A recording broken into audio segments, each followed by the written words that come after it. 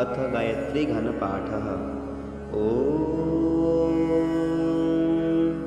तत्सवितुर्वरेण्यं भर्गो देवस्य धीमहि धियो यो नः प्रचोदयात्। तत्सवितुर्वरेण्यं सवितुर्वरेण्यं सवितुर्वरेण्यं सवितुर्वरेण्यं भर्गो वरेण्यं सवितुर्वरेण्यं भर्गः वरेण्यं भर्गो वरेण्यं भर्गो देवस्य भर्गो वरेण्यं भर्गो देवस्य भर्गो देवस्य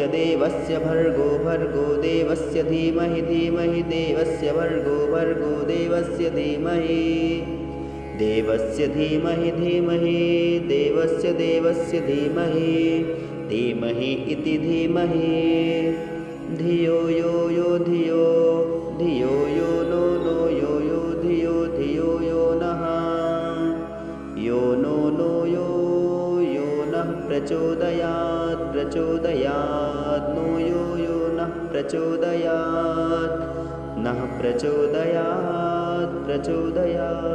नो नः प्रचोदयादिति प्रचोदयात्। ॐ शान्तिः शान्तिः शान्तिः।